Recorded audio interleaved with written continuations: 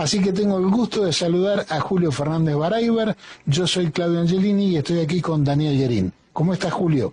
Hola, Claudio, ¿qué tal? ¿Cómo están ustedes? Bueno, muy bien, muy bien. Muchísimas gracias por este rato. Yo también. Bueno, estábamos recién hablando con Daniel de que el ministro Scott Bessent, el ministro de Economía argentino Scott Bessent, definió una ayuda de $20.000 millones, etcétera, etcétera. Y por supuesto, bueno, estuvimos hablando de Donald Trump. Entonces la primera pregunta, vamos a separarnos un poco de este tema de la ayuda, lo agarraremos un poquito más adelante, pero quisiéramos que nos cuentes un poco acerca del acuerdo, mejor dicho, del cese del fuego en Gaza, en el cual Trump ha tenido intervención. Y el jueves pasado hablamos con el encargado de la embajada, Riyad Al-Halabi, y él se mostraba de acuerdo, digamos, con un cierto tono esperanzador. Contanos qué te parece a vos, Julio. Mirá, por empezar, cualquier propuesta de cese de fuego y de terminar o parar con esa masacre que está llevando adelante Israel contra los palestinos de Gaza es una noticia por lo menos esperanzadora. Claro. ¿Cuánto puede durar esa tregua, ese alto el fuego? ¿Se puede establecer una relación permanente, equilibrada y seria entre Israel y Palestina? Hasta ahora, la prueba histórica que tenemos es que no se puede. Es que Israel es un país que tiene una actitud expansionista, colonialista, que quiere borrar de la faz de la tierra a los palestinos. Pero, si la potencia como Estados Unidos se preocupa y se compromete en mantener una situación de paz más o menos estable, bueno, veremos, creo que se puede hacer. Lo interesante de la situación es que además los principales países, Francia, España, incluso Italia, de Europa, están en contra de la política israelí en la Franja de Gaza. Una cosa que por ahí llama la atención y esperanza es la reacción no ya de los gobiernos, sino de los pueblos, ¿no? Donde uno en Europa ve numerosas muestras de estar a favor de la paz. Sí, por eso insisto, los pueblos europeos, claro, para los pueblos europeos Palestina es el otro lado del charco.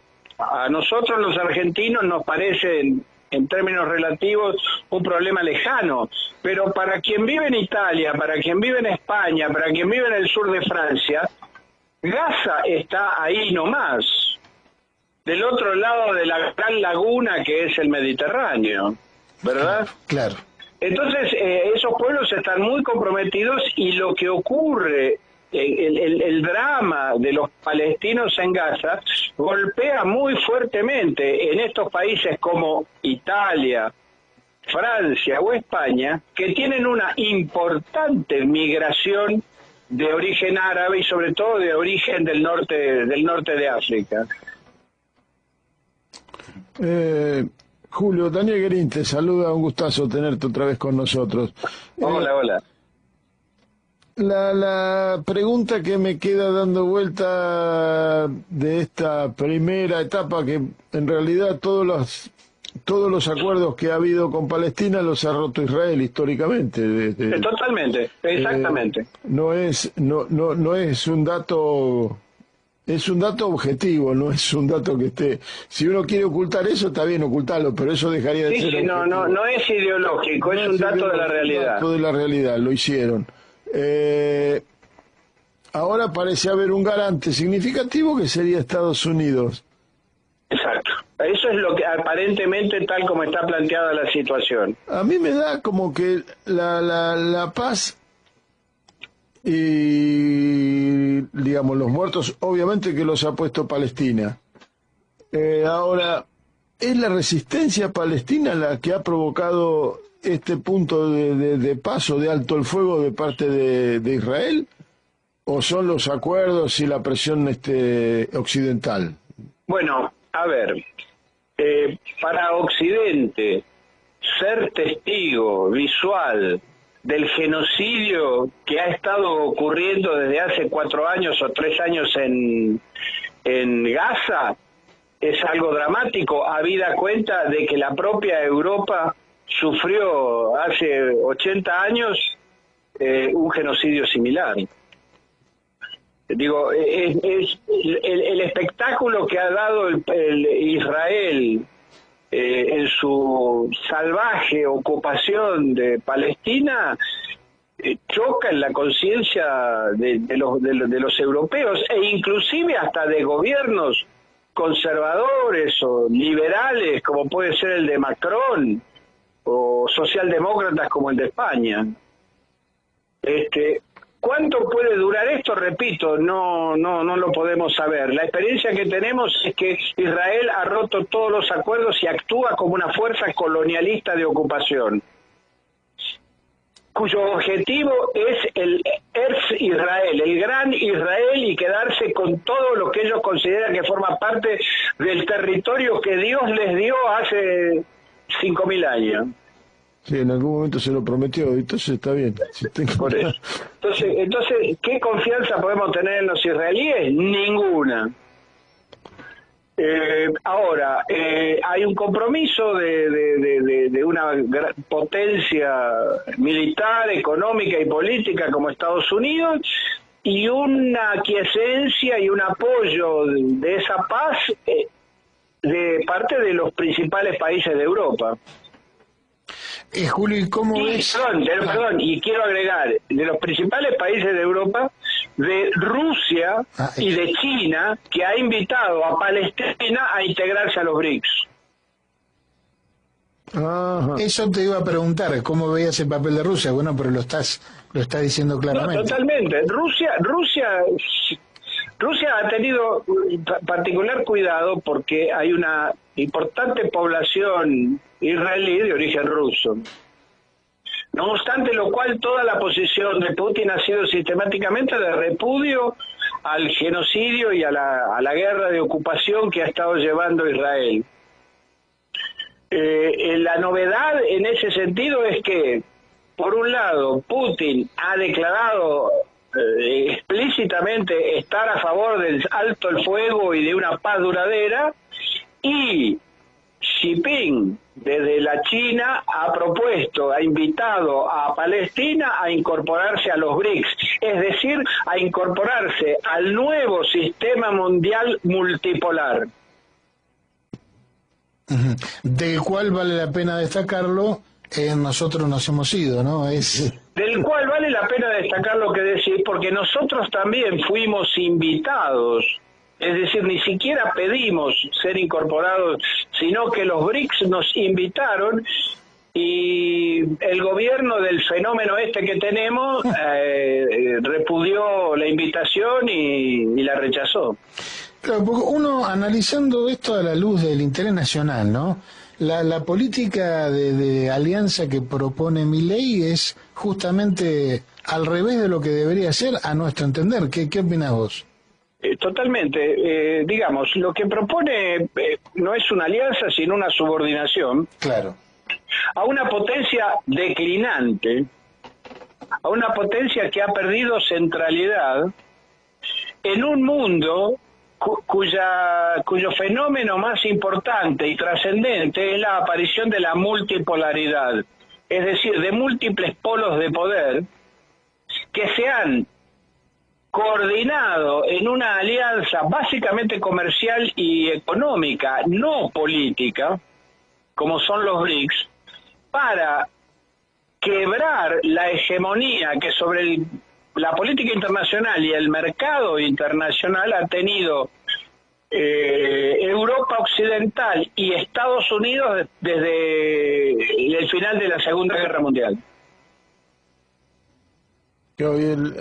Es importante este esquema, ¿no? Porque si los BRICS no son un acuerdo militar, no es la cara de para nada. No es la OTAN, ni nada que se le parezca. No, ni siquiera los BRICS son ni siquiera el movimiento de no alineados. No, el movimiento de no alineados, que aparece como resultado de la Guerra Fría entre Estados Unidos y la Unión Soviética, era justamente un movimiento de una especie de neutralidad frente a la pelea de los dos gigantes, pero que además compartían estos países no alineados un cierto esquema político-ideológico. En los BRICS acuden países que tienen distintos regímenes políticos, distintas culturas, es una especie de convergencia de civilizaciones, como ha dicho en algún momento Putin, donde no se le pide carné de nada a nadie.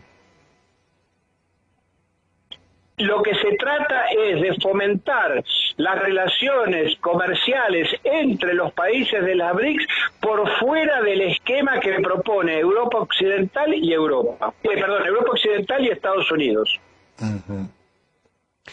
Julio, la otra vuelta charlando con Gabriel Fernández, a quien sé que es tu amigo también.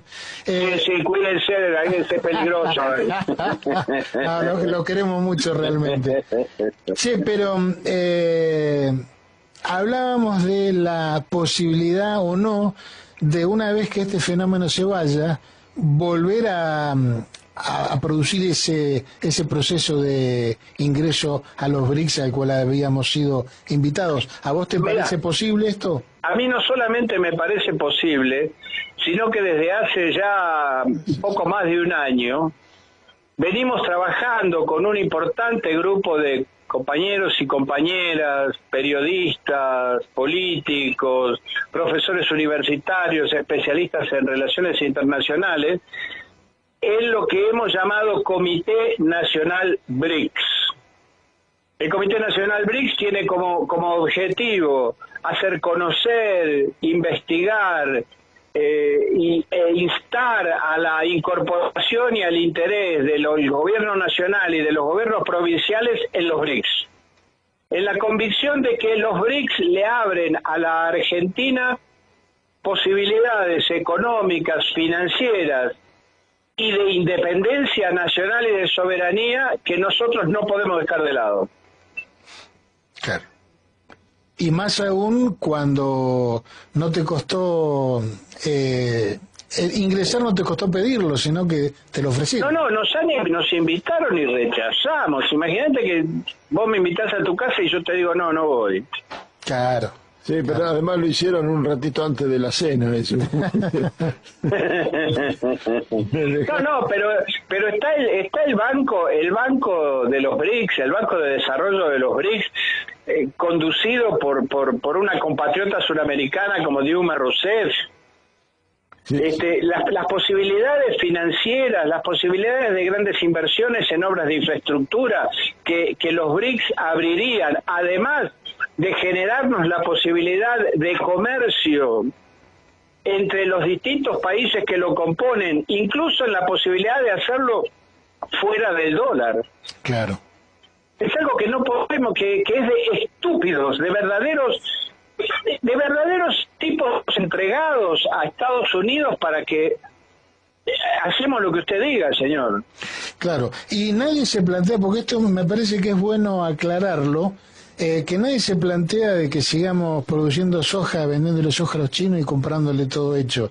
No, lo que se plantea, me parece, dentro de BRICS es un esquema económico, como diríamos, justo para todos. No, pero totalmente, esa es la base, eso está en cada una de las declaraciones de los BRICS en su conjunto y de los dirigentes políticos que integran los BRICS. No, por supuesto. Perdón, gracias a los BRICS, Brasil ha logrado armar la inversión de un tren que sale del puerto de Bahía, El Salvador, que cruza todo el continente suramericano hasta llegar al puerto de Chancay en Perú, convirtiendo de esa manera a Brasil en un país bioceánico. Tal cual. Claro, y no va a faltar el que te diga, bueno, pero eso ponen plata a los chinos para que les conviene. Digo, sí, les Y conviene. sí, claro, le conviene a los chinos y le conviene a los brasileros y le conviene a los peruanos. Porque esto es como, Pero es obvio. es como decía Perón, ¿no? Le dijeron, ustedes los trabajadores siempre quieren ganar más. Y él dijo, ¿y ustedes los empresarios no? Bueno, Claro, pero es una tontería mayúscula. claro. Porque lo que va a lograr ese tren es que la producción brasilera pueda salir al Pacífico y negociar con los países asiáticos. Mejorar cosa que hoy no puede hacer sino a través del canal de Panamá. Claro. Y eso mejora la competitividad. Sí, totalmente. Significativamente. Para no hablar de lo que significa en todo el trayecto de ese tren para las poblaciones que están a la vera de esas vías. Claro. Claro. Julio, te voy a traer un poco más acá ahora. Un poco más acá tenemos. Sí, un poco más acá. No, pero bueno, hoy asistimos a la noticia de que 20.000 millones de dólares, el swap y la compra de pesos y qué sé yo, cuántos inventos. ¿Cómo ves la intencionalidad de esa ayuda entre comillas? De parte de los Estados Unidos, Sí. mira, lo que significa es, a mi modo de ver, la base de todo esto de parte de los Estados Unidos es la siguiente. Trump es consciente, y el grupo que lo rodea son conscientes, de que los Estados Unidos es una potencia en decadencia, una potencia entrópica, que tiene que alejarse de los escenarios europeos y asiáticos y concentrarse en sí misma, es decir, volver un poco a la política norteamericana anterior a Roosevelt. Uh-huh. Eso, que es una decisión de los Estados Unidos y que posiblemente beneficia a los países asiáticos, significa en lo concreto volver a la vieja doctrina Monroe. América para los americanos, es decir, América en su conjunto para los norteamericanos. Uh-huh. Y eso inmediatamente repercute en la política, porque nos volvemos a convertir oficialmente en el patio trasero de los Estados Unidos. El gobierno de Milei para esa política le cae como anillo al dedo a los intereses y a los deseos y a los objetivos de Trump. Un imbécil que le dice a todo que sí, que no tiene la más mínima defensa de un interés nacional, le garantiza un país importante de América Latina, habida cuenta que Brasil y México, los otros dos países del tamaño de Argentina, están en una clara política de independencia y de soberanía nacional. ¿Verdad? Digamos que lo único que les queda es Argentina. Lo único que les queda como importante es Argentina. Colombia la hemos visto cómo está actuando con el discurso de Petro en las Naciones Unidas. De una dignidad superlativa. Exactamente. Brasil, bueno, ya hemos visto, le ha ganado la pulseada a Trump. Trump termina reconociendo qué buena persona que es Lula, qué tipo simpático. Bueno, lo de Sheinbaum en México es admirable, habida cuenta que México, como dice Rubén Darío, está tan cerca de Estados Unidos y tan lejos de Dios. Correcto. Claro. Digamos, y sin embargo la Sheinbaum ha mantenido y mantiene una política de dignidad extraordinaria que despierta hasta la propia, digamos, admiración de Trump. Dice, bueno, esta es una persona con la que hay que negociar.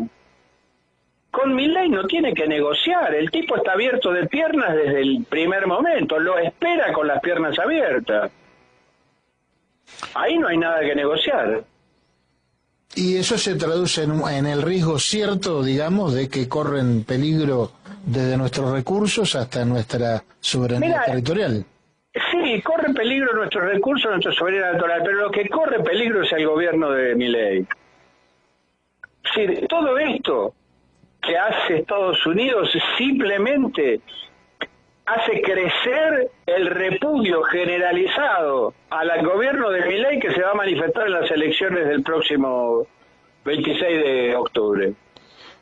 Ahí Sí, es uno de los alicientes que a mí me empujan.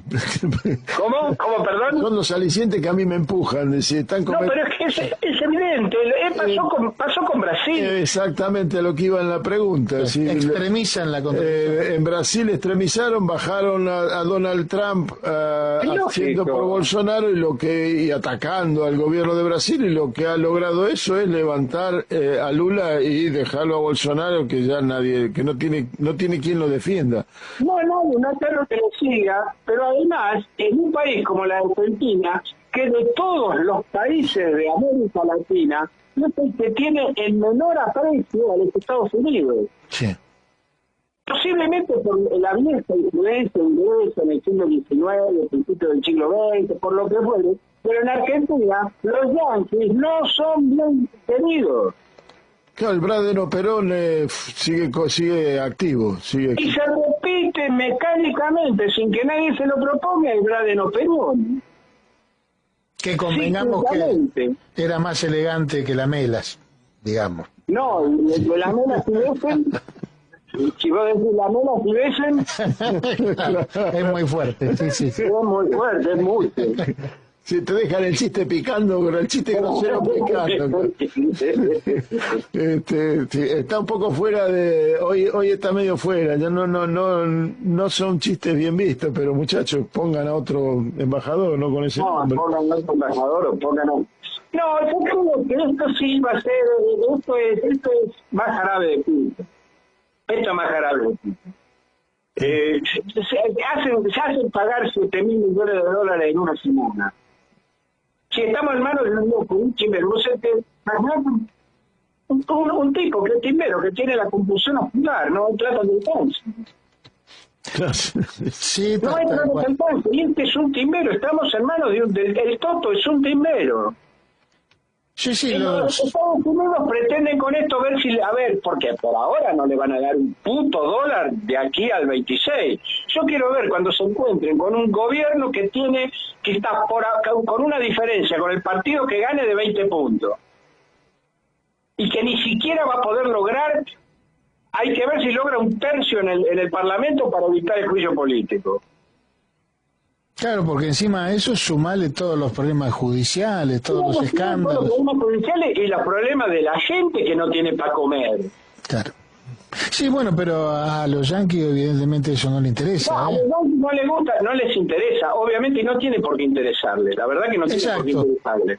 Pero lo que quiero decir es que se van a encontrar que le están dando manita a un gobierno desacreditado, desapoderado, que está más para la cachetada que para otra cosa.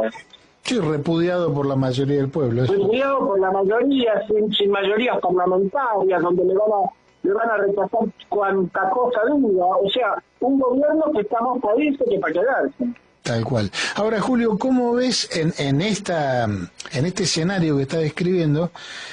Porque yo no puedo evitar pensar en Malvinas. ¿Cómo ves que juega el Reino Unido en todo esto? ¿Cómo va a jugar? Como los grandísimos hijos de puta que han sido toda la santa vida, toda la santa historia. No te entiendo bien. No me quedó claro. Obviamente, pero eso es muchachos, si vos vas por la calle y un señor te abre la puerta y te dice, amigo, venga, entre y llévese todos los libros porque yo ya no los quiero, tengo ahí una computadora, llévesela, ¿vos qué haces? Claro, entra y te la llevas. Te lleva. Bueno, eso ha hecho el gobierno de Milei, el sinvergüenza de Berten que tenemos de canciller, abrirse de pierna y dice, llévense lo que quieran. Pero me refiero geopolíticamente cómo juega con Estados Unidos. En eso juegan juntos. Estados Unidos es hoy el peón político militar de Estados Unidos en Europa, en la OTAN. Uh-huh. ¿Me explico? Es decir, tiene sus propios intereses, pero esos intereses son hoy pequeñísimos, le actúa como fuerza, digamos, de operaciones a los Estados Unidos, los intereses son coincidentes. Correcto. Daniel. Julio, te llevo un poquito a la realidad norteamericana que estamos sufriendo hoy, y que están sufriendo hoy. Aunque en realidad que creo que los coletazos de ellos también nos pegan a nosotros porque copian políticas todos. Tenemos uno en Bahía Blanca que está preocupado por los trapitos, que acá en Bahía Blanca nunca fue un problema, pero tenemos un concejal que está preocupado por los trapitos, así que se copian copian problemas de otros lados y los traen acá como si fueran propios, así que acá la estupidez es contagiosa. La estupidez es contagiosa. Sí, es un virus raro. Donald Trump está utilizando al ejército como un ejército de ocupación interna, ¿no? O sea, las ciudades más importantes, gobernadas por demócratas, están siendo ocupadas por tropas estadounidenses. Es como que el imperio vuelve para la casa, se miró para adentro. Sí, bueno, llamó a todos los generales de no sé cuántas estrellas y los equivalentes de la zona. A todo el generalato. Exacto, los llamó a todos, los convocó, algo que creo que no había ocurrido jamás, y le hizo una... Un régimen de adelgazamiento les ofreció. Exactamente, una dieta. Y hizo una puesta en escena muy rara, donde de todos los discursos que escuché, el más razonable de todos fue la del general. Sí, totalmente. Lo que yo cuando terminé de escuchar los discursos, digo, el general fue el más razonable. Digo, Daniel, estás mal, me dije a mí mismo, porque tendría que ser que el primero rechazara. Sin embargo... No, claro, porque son gente que son, digamos, son más, en cierto sentido son más serios, saben de lo que están hablando. En cierto sentido, muy bien. ¿Cómo esta mirada hacia adentro de Estados Unidos, eso... Mira, ¿cómo lo está viviendo? ¿Cómo se podría analizar desde Sudamérica esta locura hacia adentro de ellos? Bueno, a mi modo de ver el tema es así. Trump, insisto lo que dije al principio, es consciente, como no lo son los demócratas, de que Estados Unidos es una potencia en decadencia, ¿no es cierto? Su principal enemigo ha sido históricamente el capital financiero, que es el causante de la decadencia tanto de los Estados Unidos como de Europa Occidental. El predominio del capital financiero ha desindustrializado a Estados Unidos y ha desindustrializado a Alemania, para dar un ejemplo, ¿verdad? El problema es que Trump pretende combatir al capital financiero y esta decadencia norteamericana con un sistema político e ideológico obsoleto, antiguo, que no corresponde a la problemática del mundo contemporáneo y además reaccionario. ¿Me explico? Sí. Ese programa le ha fallado, es decir, ninguna empresa radicada en Indonesia levantó la fábrica en Indonesia y la instaló en Idaho. No, está bien. ¿Para qué iba a hacer eso?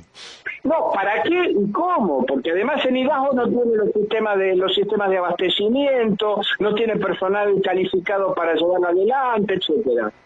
Porque lo voy a decir polémicamente, porque el programa con el que Trump podía reconquistar una cierta grandeza de los Estados Unidos sería un programa socialista, de expropiación del capital financiero, de la creación de un gran banco de fomento y de desarrollo industrial de los Estados Unidos que redistribuya los excedentes y que genere una nueva estructura productiva, industrial, democrática, administrada por los trabajadores. O sea, lo que estás diciendo, Julio, es que en Estados Unidos la financiarización de la economía le ganó a la economía de producción. Sí, totalmente. A punto tal le ganó que hoy el propio Trump ha debido ceder y pone a una especie de quinta esencia del capital financiero que es Scott Bessent, un timbero, un administrador de hedge funds, o sea, habla de los fondos de inversión que juegan en todas las mesas del casino, Claro. como ministro de Tesoro, como ministro de Economía de los Estados Unidos. Es decir, el programa inicial de Trump capotó, fue derrotado. Y ahora solo le quedan los elementos más reaccionarios, el racismo anglosajón, el odio a los inmigrantes y la militarización de la política migratoria. Claro, ante el fracaso de lo que... Claro. Claro, sí, muy claro. Es un análisis, la verdad nunca lo había escuchado por ahí, me parece muy atinado. No sé, Daniel, si te... Bueno, yo no ando por ahí diciendo cosas. No, Solamente hablo con mis amigos. Mirá que te leo en Facebook todos los días. De alguna manera podríamos decir que la diferencia entre Donald Trump y Javier Milei es que Donald Trump administra un país infinitamente poderoso y Perdón, que Donald Trump le preocupa a su país. eso está claro. Cada vez es la gran, No, a gran- Milei no. es la gran- gran A Milei le diferencia. preocupa el mismo país que a Trump. Claro, está bien. Está bien. Esa es la diferencia básica. Claro, es el principal defensor del MAGA. Exactamente, del MAGA de Estados Unidos. Obviamente, el America Great. Nosotros acá no vamos a decirlo Argentina Great, no tiene sentido. Claro. Pero bueno, en definitiva, ya para terminar la entrevista, Julio, con un mensaje de optimismo, digamos, creo entenderte que tenés muchas expectativas en las elecciones de ahora del 26. Sí, yo creo que afortunadamente el peronismo ha logrado mantener y consolidar un proyecto de unidad. Tenemos, creo que ha aparecido un gran dirigente en la provincia de Buenos Aires, que es Axel Kicillof, que es un dirigente que está en condiciones de dialogar con los dirigentes y los gobernadores peronistas del interior del país, y que vamos a tener en la provincia de Buenos Aires, por lo menos vamos a tener, creo yo, un resultado altamente satisfactorio. Habida cuenta que además el oficialismo nacional, la Libertad Avanza, se ha encontrado con toda esta seguidilla de problemas, porque cuando uno está en una escalera y resbala en los primeros escalones, hasta la zanja de la calle no para. Sí. Y esto es lo que le ha pasado a la Libertad Avanza, resbaló y ahora todo no para. Todavía no llegó a la zanja, pero va camino, sí. Todavía no llegó a la zanja, pero va camino, exactamente. Vos sabés, Julio, que antes de hablar contigo estuvimos hablando con dos integrantes de la pastoral social de la iglesia acá de Bahía Blanca, y nos contaban que el gobierno de la provincia de Buenos Aires ha sacado un libro de difusión que se llama El Maestro, el humanismo del Papa Francisco, un libro que sale con palabras preliminares de Kicillof y prólogo de Alberto Sileoni. Y bueno, yo le decía, me da mucha esperanza eso, porque si eso significa que Kicillof está tomando un poco los principios rectores de Francisco, bueno, eso me genera una muy buena expectativa. No, seguramente, digamos, el peronismo, uno diría que Francisco ha tomado los principios rectores tradicionales del peronismo, por otra parte, y bueno, Kicillof ha planteado lo siguiente, que a mí me parece de una enorme importancia, frente a un gobierno desastroso, un gobierno que se ufana de no tener políticas industriales. Y que se ufana de cortar todas las posibilidades de digamos, de aliento que el Estado puede jugar en la economía, ha decidido hacer lo contrario en espejo, por así decir, especularmente, como se dice. Claro. Es decir, a la política de achique y de ajuste y de empobrecimiento de Milei ha ofrecido una política con un Estado presente que ayuda, que genera posibilidades de vivienda, de bienestar, de la cuenta DNI, que muchos porteños que votan en contra del peronismo la usan. Y entonces me parece que eso ha sido una política altamente exitosa, que ha demostrado al pueblo de la provincia de Buenos Aires que hay una política popular desde el gobierno que tiende a velar por los intereses del conjunto de la población y sobre todo de los más humildes. Que cuando habla de Estado presente no refiere a que el Estado tenga que hacerse cargo de la actividad económica, sino generar las condiciones favorables. No, generar las condiciones favorables y en algunos casos hacerse cargo de la actividad económica. Sí, en algunas cuestiones yo siempre digo, por ejemplo, la generación de energía debería estar en manos del Estado. No, totalmente. Como eso, bueno, hay mil ejemplos, ¿no? Una última que ya nos tenemos que ir, pero cortita. ¿Cómo te parece que en estos años, en este año y medio, ha sido la respuesta de la oposición, puntualmente del peronismo? ¿Ha sido excesivamente tibia? ¿Se podría haber hecho más o se hizo lo posible? No, se hizo lo posible, digamos. Vamos a entendernos. Las elecciones, el gobierno de Milei entró a la presidencia con un balotaje que le dio una alta superioridad numérica. Uh-huh. Ganó por mayoría. Y en el Parlamento nunca tuvo el peronismo la posibilidad de imponer sus puntos de vista, digamos.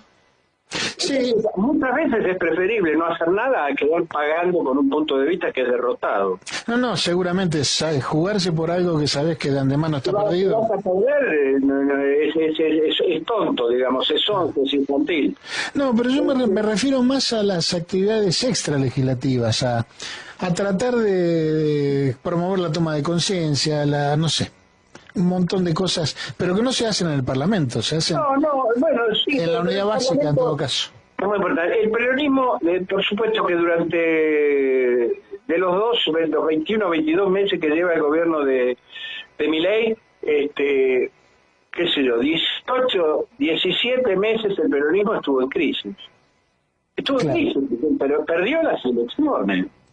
Ningún partido que pierde las elecciones, que pierde un balotaje, queda incólume, queda herido, queda tocado. Y hubo todo un proceso de liberación, de empujones, de codazos, de patadas en la camilla, que es propio de la actividad política. Pero llegado el momento en donde el gobierno comenzó a mostrar su debilidad y sus desorientaciones, el peronismo se unificó, presentó batallas y las está ganando. Yo me permito hacer la comparación, es como un partido de fútbol entre amigos que se cagan a patada en la cancha y después se van juntos a comer un asado. Sí, claro. Hay problemas, pero digamos, más problemas tiene el gobierno, así que... Sin duda alguna. Todos esos problemas han quedado reducidos a nada. Problemas tiene el gobierno, cuyo candidato a diputado en la provincia de Buenos Aires está procesado por narco y lavado de dinero. Bueno, pero un error lo comete cualquiera. Como primera figura, votar a una chica... la van a votar a esta chica las mismas personas, los nietos e hijos de aquellos que decían que evite la puta. Sí, viste las paradojas de la historia, ¿no? Bueno, te despido con una nota de color. Vos viste que el lunes pasado fue el recital de nuestro benemérito presidente. Sí, eso fue el 6 de octubre de 2025. Sí. Si vos restás la cantidad de días que hay entre el 6 de octubre de 2025 y el 10 de diciembre de 2023, cuando se hizo cargo, ¿sabés qué cantidad de días hay? No. 666. ¿Te la dejo? No sé si es casualidad o qué. No, te manifestó esa noche. No. Había olor a azufre. Te manifestó esa noche. Bueno, Julio, te agradecemos como siempre, te mandamos un abrazo muy afectuoso y hasta cada momento. No, un abrazo a ustedes y muchas gracias. Un abrazo, muchas gracias. Hasta la próxima.